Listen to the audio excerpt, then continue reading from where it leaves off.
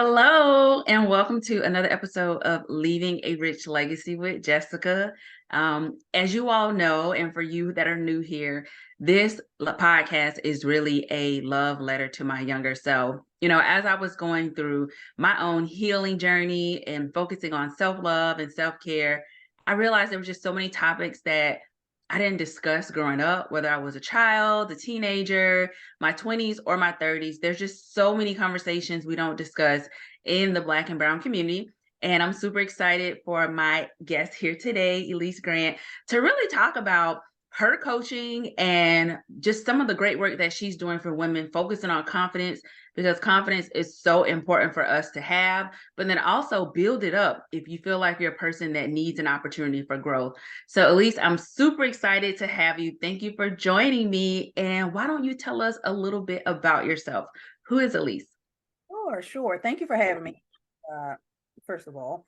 And it's great that you have a platform, that you have a letter to your younger self and be able to have those conversations. So I really appreciate you having me here as a guest. And so who is Ellyse? So Ellyse is a mom. Ellyse is a life coach. Ellyse is an account executive. Ellyse is a person who wears her heart on her sleeve. And Ellyse wears her mind on her lips. So I'm going to say what I'm thinking. I am overall a very happy, person, empathetic. I'm very caring, and I just love to give back in whatever way that I can. That's just a little bit about me. I could go on and on, but So I have to say, I love that you started off with you being a mom, you being a coach, because one thing that I've discovered over the last few years is like I get to define who I am, what success looks like.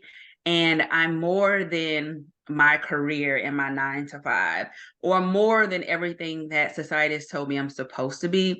So I love that you started there. So tell me, you work with women and you focus on confidence. What led you to coaching? So what led me to coaching was basically, I want to say my childhood. I want to say all my life, I felt like I was here for a higher purpose, a meaningful purpose, something that I was going to contribute to the world. I wasn't sure what that was yet because I could feel that I was different, and not Mhm. different as in better than someone, just different as in I'm figuring out the way my mind works, and the creative things and the curiosity that I had, and how I would be able to, as a young girl, just connect with older women and babies and animals, and the gift that I felt I had with just talking to people from all walks of life, right? And during friendships, acquaintances, networking, school, whatever, I would talk to the VP, the CEO, the janitor, the cashier, the single mom on the street that needed an umbrella because it was raining, or I mean, a cat, a dog. But I would connect with people in a way where they would just having a regular conversation would come back and seeing them again. Sometimes I didn't think I was going to see them again, and I'd see them again, and they would say, "Hey, you really helped me through a difficult time by listening to me.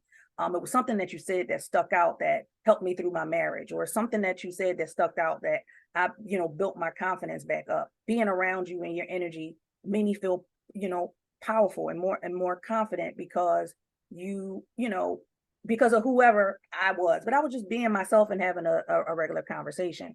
But more importantly, the challenges and the obstacles that I went through as a young woman, as a teen, got me to the place where I'm at now. Because I feel like there's a lot of young women out there who experienced things that I've experienced, who did not have a role model, who did not have the blueprint, who had an idea of what they wanted to do in life, but just didn't know how to figure it out, and maybe had needed a little guidance. And unfortunately, I had to be the resource for myself. And because I've already done that work and I've been through that, what better way to give back or to show up in the world, but as a life coach and share those experiences and help someone else. So you talked about just everything that you've been through to get to where you are today, and then you had to be that resource for yourself. But you're also a Graves' disease survivor. Yeah. And when you think about going through that, life is lifing, right? Your mother, and then you gotten to this point of where you are today. How did you navigate through that? Wow. You know, when I reach a certain point in my life, I'm always like, this is one of the, worst things I've ever been through, or this is one of the toughest things I've ever been through. And then something happens that trumps that, right? So at that point, being diagnosed with Graves' disease as a young woman in my 20s, I had, just had my twin daughters, and I was like really starting out in my career and building. And here I am with a disease that I know nothing about. Um, and for anyone who doesn't know, Graves' disease is an autoimmune disease, and it's a disease where your body starts attacking itself. So, when you have a cold or when you have a virus, your body automatically goes into defense to, protect and heal the body. But what my body was doing was, there's an outsider, there's an invader in here, and we need to kill it because, and it was my thyroid, but it was healthy. So it was slowly killing me, and it was slowly shutting down different functions of my body, my vitals, major, vitals, my neurological system, my metabolism, everything that you could think of. These things were happening rapidly, and I was told that I basically was in um, a grave storm, I believe, a thyroid storm, where it was killing me. And if I didn't act on it within a day, I would not have made it. And Wow. this was, wow, I have twin babies at home. Like, what do you mean? I have to, So I did everything that I needed to do. It was scary. It was a lot of tears. It was a lot of fears. It was a lot of the unknown. I really didn't think that I was going to make it because it was all happening so fast and my body was breaking down so quickly. But I got educated about it. I had a lot of support, family, friends, doctors, God. I prayed a lot. And I believe my determination and my will to live is what got me through that point. Because, like I said, from when I was a young age, I am here for a purpose and I'm going to fight through this because I still have work to do. I still have things, I still have people to touch. I still have, I have daughters to raise. I have family that need me. I have friends that need me. So that resilience and that determination was like, this is not gonna kill me. I'm going to, and it was rough. It almost like it deconstructed my body all the way down to nothing, and I had to rebuild my body back up from scratch for years. Wow. So it was definitely hard. It was a really hard experience, but I am a survivor and I am here now.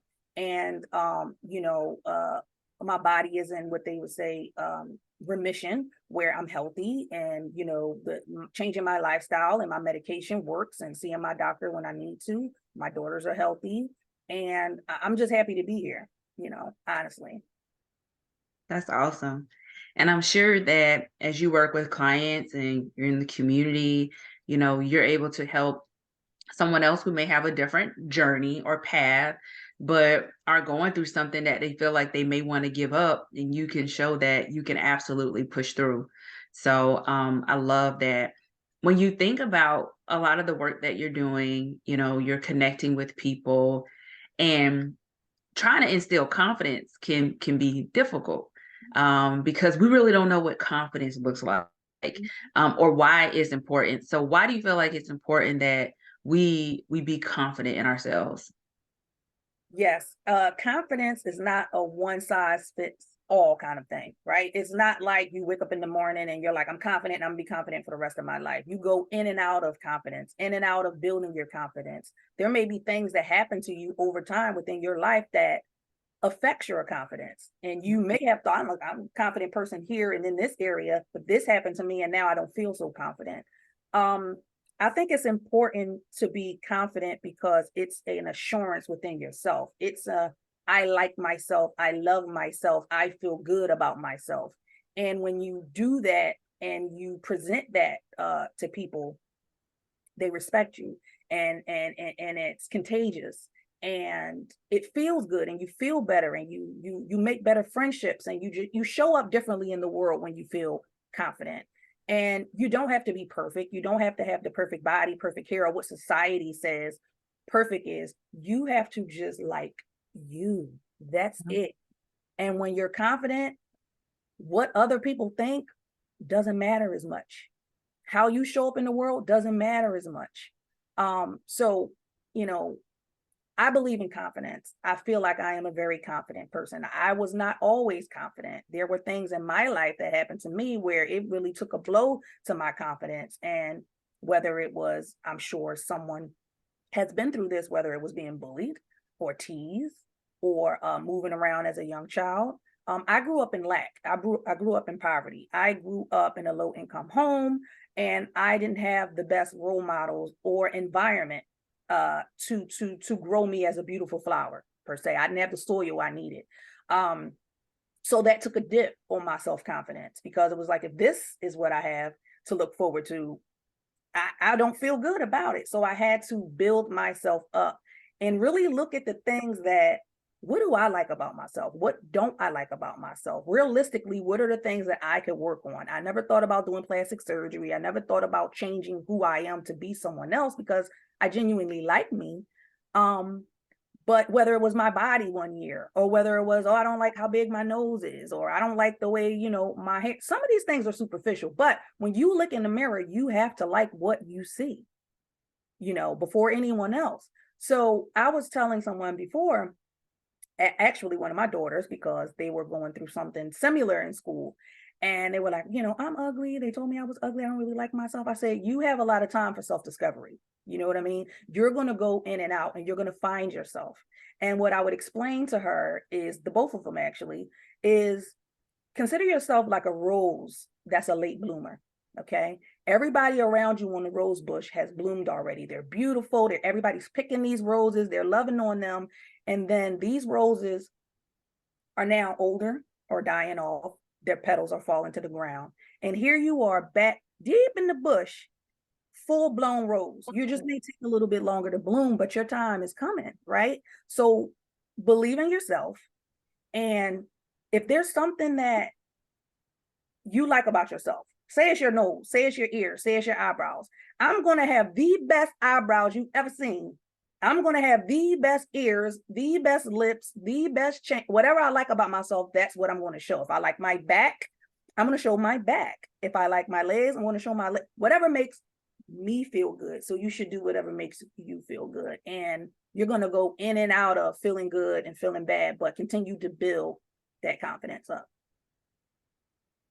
I love, the conversation you had with your daughter, because I feel like at a young age, there is such an opportunity to build up confidence in kids, especially because bullying has always been around, but now with social media, you can just talk about it a lot more. So it spreads a lot, quicker when it comes to those behaviors. And I think it's important to teach our kids. I'm not a mother, but, I got nieces and nephews, and I want to be able to communicate and give to the youth that, confidence it's everyday journey for adults too. Like one day you may feel a certain way about yourself, and the other day you like, I am it today. Like everything is good. And then next week you gotta, something else. So it is definitely a journey. And I love that you talked about that you were not always confident. It's a process, and you continue to build yourself up. So for the person that is just struggling with building confidence, and maybe they felt like they just never been confident in themselves, what would be some advice that you give them to like start? Well, I would say self-discovery, honestly. You have to be able to get out of your comfort zone, right? You have to be able to explore yourself, try new things, try new like fashions, attire, going around to different events. You have to not you have to, but I would suggest taking yourself out of that thought of, I want to be confident. Let me build up my confidence. I want to feel sexy. I want to be, and do other things that are going to make you feel good and build you up, because that's going to lead to that confidence. Because what impacts your confidence is going to be very different from someone else, right? So my confidence might be body. Somebody else's confidence might be, I'm not that social and I wish I was. And that would really build my confidence up if I was more social. Another person might say, well, I'm not as creative and I like to be more creative. I'm not as ambitious or determined. There's different things that impact someone's confidence. So find out what that is for you and work on that, like persistently every day until you get to the point where no one else's input, where no one else's feedback, which is nice to have, but if you're constantly looking for that validation in somewhere else, when you don't have that validation, you're going to feel like crap because you hadn't done the work on your own to feel that way. So I would say really, really get into yourself, spend a lot of time with yourself, do a lot of different things with yourself, figure out what confidence means to you, why it's important, and what is that thing that's impacting your confidence, and work on that because it's different for everyone. Yeah, that's good. That's good. And I love that you talked about something as simple as changing what you wear, trying something different. Because Mhm. sometimes certain colors or dresses, I just feel like very, very confident and soft. And so those things can definitely bring that out in you. So that's real good. So you talk about confidence and building up yourself. And then when you think about also just navigating through life, right? You focus on helping women kind of like navigate challenging experiences, which can also impact our confidence. But what are some of like common challenging life experiences that you come across with your clients? Yeah, so the thing that I come across is women who have an idea of what they want to do, but just don't know where to go or how to figure it out. I have encountered women who have several different things going on in their life. They are single parents, they are running businesses, they have a 9 to 5, they are, the matriarch of their family, they are trying to save, they're trying to build their credit score up, they're in and out, they may have a court or this or that. They have so many spinning things on their plate. How do I organize it all? How do I prioritize? Which can be challenging. And you may not have confidence during that point because you don't know the future, what's going to happen. Am I going to get this worked out? So I always say prioritize, write a list. What's the hair on fire situation that needs to be put out right now and what can wait, right? So start marking those things off on your list. You're not going to be able to do it all. You're just not going to be able to do it all. And you may feel defeated and down by that. But if you can accomplish one or two things, don't be so hard on yourself and really celebrate yourself when you do accomplish that one or two things a day. I also like to say that if you go to a cookout or a barbecue and the food looks awesome, so you're already thinking, I'm going to get a second plate, right? You get the first plate, your plate is over full, you could barely, everything's falling off, but you know, you're going to get second plate. The food is going to be good. My thing would be take some of that food off your plate, okay? Work with what you have and what you can manage. And then if you still need to get things done or you're still hungry, go back for a second plate. So don't have your plate so full that you can't manage it. You can take some things off. You don't have to have it all figured out right away. And some people feel that pressure like, no, I do. Like I'm the only one doing it. I don't have any help. That's when it starts to spiral because you got to gain some control and really create a plan and start to execute it for yourself. So the cookout analogy is funny because most people know they're gonna have a couple plates. Yeah, yeah. But I like what you said about when you prioritize, well, there's more that you can have. There's more that you can do, but what's the most important right now based on the plate that you have? Like what can you actually handle on your plate without it overflowing? So making that stuff a priority, making that list of prioritizing can come with some boundaries, right? Because you got to kind of put boundaries in place to be able to take care of yourself, what you've made a priority. So how do you kind of help some of your clients with putting some boundaries in place? Because I think that is super important. It's something I've implemented in my life. Yeah. I actually my first conference I spoke about boundaries and how important it was because that was something that I struggled with and that was something that I overcame and it was something that was very hard. And it's almost like, riding a bike, you have to continue to do it and keep training yourself until it becomes a habit. Right. And boundaries is very important because it is forcing that other person to respect you. It is forcing that other person to respect your time, your feelings, your energy, your finances, your family, whatever it is that you're setting that boundary for, whether it's in a personal relationship, whether it's at work, whether it's in a friendship. Boundaries are very important. And if you think about a boundary, it's a line that it's the limit of something that you're not supposed to cross. That's the boundary. And I help people create those boundaries and maintain those boundaries, because having a boundary, I know we've heard this before, is self-care, is self-love, but it's also taking care of your whole well-being. If you have not set boundaries and you have people who you are allowing to flex your boundaries, you are negotiating your boundaries, and people will continue to take from you or ask or this or that.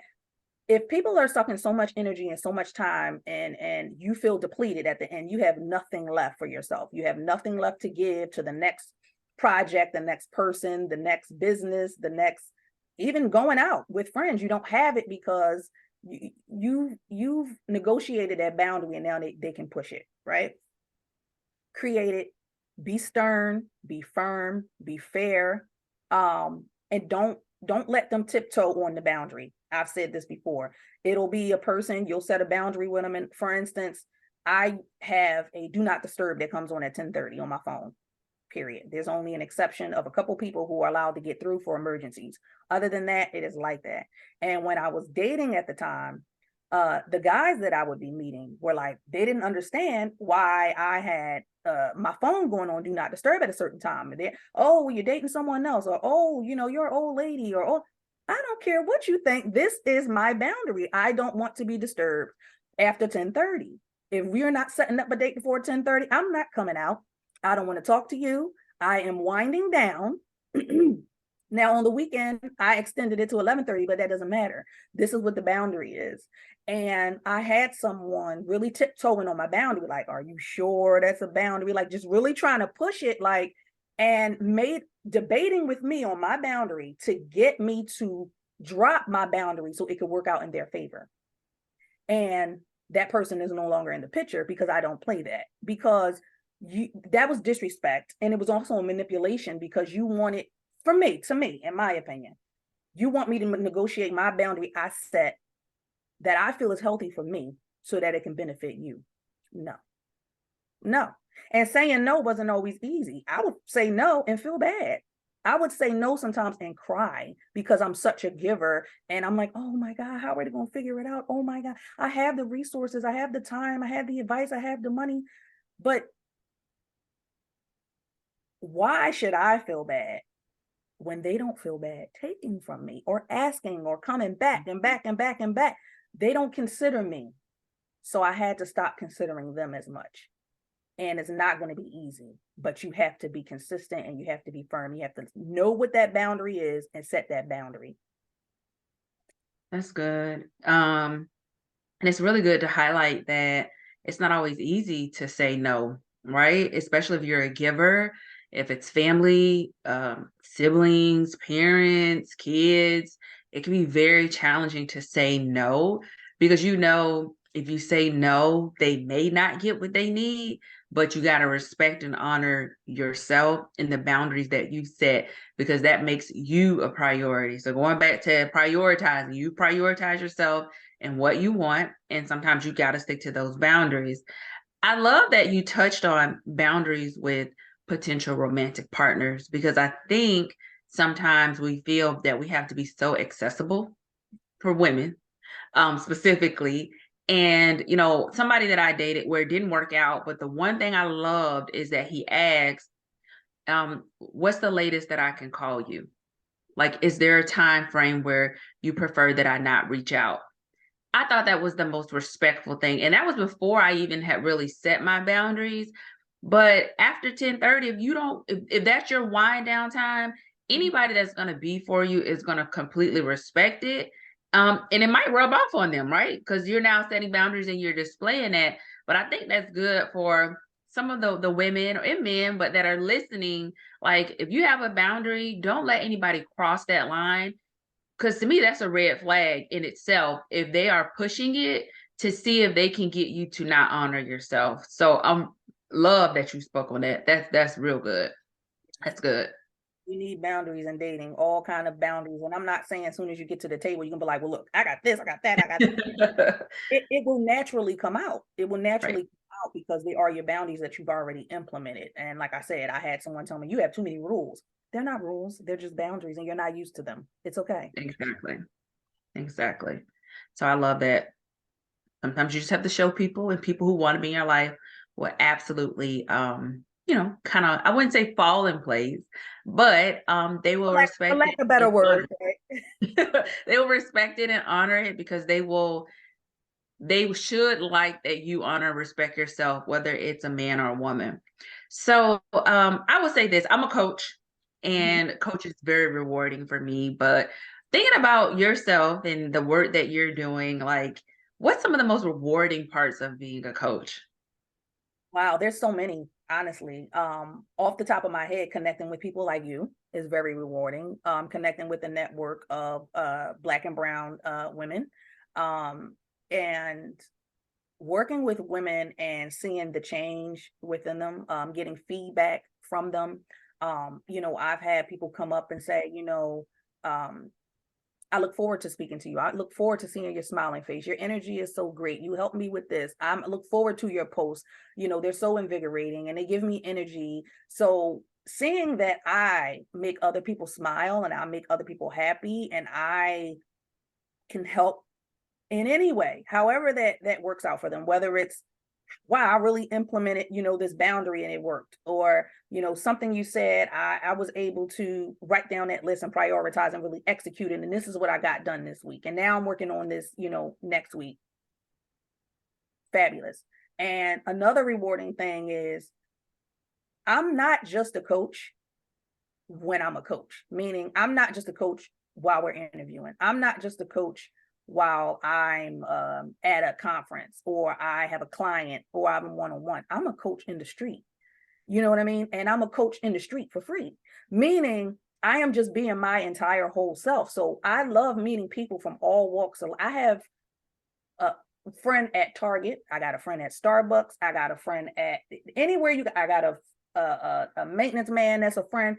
And I say that because the interactions are so wholesome and good and genuine and feel good. I just want to continue to exchange that energy, and they teach me things through conversation. What we're not asking for advice, but just by talking to them, we're helping each other. And Right. man, it really makes a difference when you have, there's bad in the world, but when you encounter a really good, nice, kind, genuine person, it really just melts my heart. I'm a softie and I wear my heart on my sleeve. And honestly, I would say that it has its advantages and then it has its disadvantages because people see that sometimes and they want to take advantage of it, and then others see it and they want to protect it and they want to like you need to be around and I want to give to you because of how you give.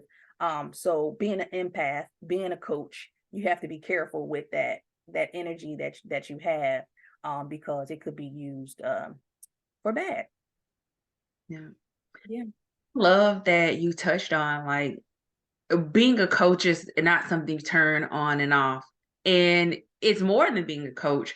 It's just the natural instinct to want to help people and have conversation and see people be a better version of themselves. So you may not, it's not just I'm on social media and I turn it on. I'm not in an interview at a conference, I turn it on. It's the way of life. It's the way you walk, the way you talk and you interact with people. And I do think community is so important in this space. We've had an opportunity to connect, and I've connected with others. And it is so important to, you don't want to feel like you're being used, but be open to the opportunity of meeting new people and being able to learn because you just never know. And that's something that me being an introvert, I kind of had to adjust to because I do prefer to work like by myself, but I have some great successes when I partner and collaborate with others. And that's something that's been very rewarding for me. So I love that you touched on that. I have to ask you this question, it just came to mind. So, one thing that I want to do is really help build up our youth young, young men, young girls, young boys, I'm gonna say they're not men. So our youth that are younger and build that confidence, because I think legacy is so important. So for you and your parent, your mother, how can parents help build the confidence up in their children? You gave some tips of what you did with your daughter, but anything else that you can share? Sure, sure, sure. You know what? One thing I will say is I love being a mom. Um, it's like one of the greatest things since sliced bread. But my heart is so big. I'm so overbearing and so loving, and they're like, "Mom, get off me." But I would say I have many conversations with my daughters. But in terms of self-confidence, for young women and young men, I call them adults in training, is um accept your children for who they are, right? They're going through a journey of self-discovery. There's going to be good days like us. There's going to be bad days like us. There's going to be days where they feel really good and they feel really confident. And sometimes they're going to come home from school or they're going to come home from work and they don't feel good. Have those conversations with them. Ask them what's wrong. Be involved. Like, let them talk and you listen. Um, One thing is with my daughters and building their self-confidence is um, I ask them questions about their day. I ask them in questions about how's your friendship going with so and so? How are you being treated in the friendship? Are you being a good friend? I ensure that it's they're being a good person and that someone else is being good to them as well. But one thing that my daughter said to me, because if you have children, teens, sons, daughters, you never know if they're really listening to what you're saying, the advice that you're giving, if it's going in one ear and one out, and you just like, oh, you think you know everything, you just want to control my life. You do. Over the years, I had thought that my daughters were not listening to anything that I said because I would say something, they would do the complete opposite. Because you have to know your children. All children are different, and you have to know how to parent them. And there's not a one size fit all for parents. I learned very early on that both of my children need to be parented differently, and that was Mm. hard to do because they're twins. So I I really had to figure that out, what this one needed, what that one needed. And after a few years, they just said, Mom, I just wanted you to know, I got a text message that I like that you allow me to be myself. And I like that you build me up and you tell me to show who I am, no matter what people think, no matter what people say, be happy with who I am. And your real tribe, your true friends are going to gravitate towards you. Your network is going to gravitate towards you when you show up as who you really are. Because if you're faking it and you're being a chameleon, you don't know who the heck you got around you because you're not being real. So, of course, you're not attracting real people and they don't know who you are. And, you know, your confidence is going to build over time, but you're going to attract what you're putting out. So I would say allow your children to be who they are. Some children are exploring their identity, they're exploring their sexuality, they're exploring what they want to do in life. They don't have it figured out. They don't need so much pressure. They already have a lot of pressure in society, on Instagram, at school, walking to and from the bus, the news, the things that they say. So they need home to be a soft landing spot. They need home to be like, when I come home, I feel like I'm getting a big hug and I'm feeling loved and my parents are pouring into me. Like, I don't care what happens out in the world, but when I get home, I'm safe. Okay. And I love that you talked about asking them if they're a good person, being a good person, but if they're also being treated good, because others can tear down individuals. And for children, I'm sure it's much harder. And that can definitely, just destroy their confidence. So I love that you check in with them that way.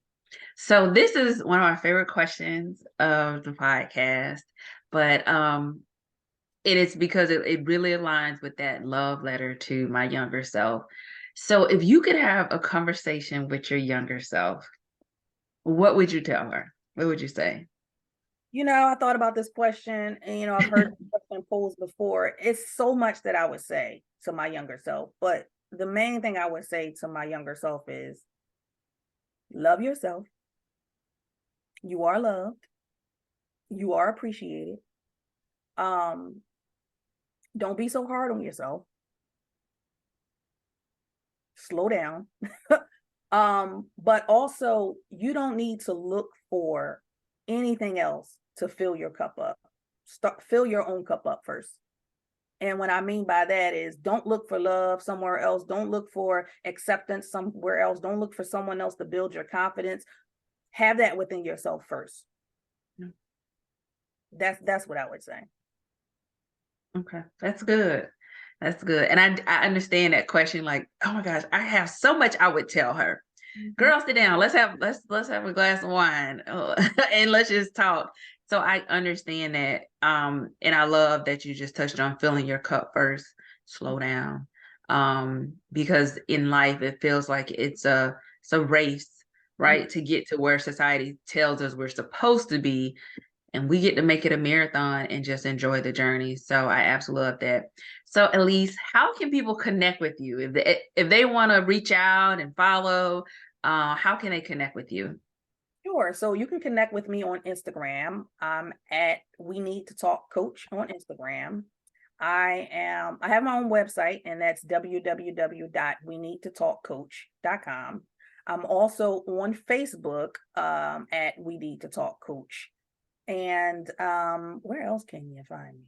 I think those are like the places you can find me. But if you're ever here in Philadelphia, Pennsylvania, you can find me at an event, or a conference, a networking event. You can also contact me via email at we need to talk coach at gmail.com if you'd like to work with me, if you'd like me to work with the youth, if you'd like me to speak at your conference or your podcast or your television show, reach out.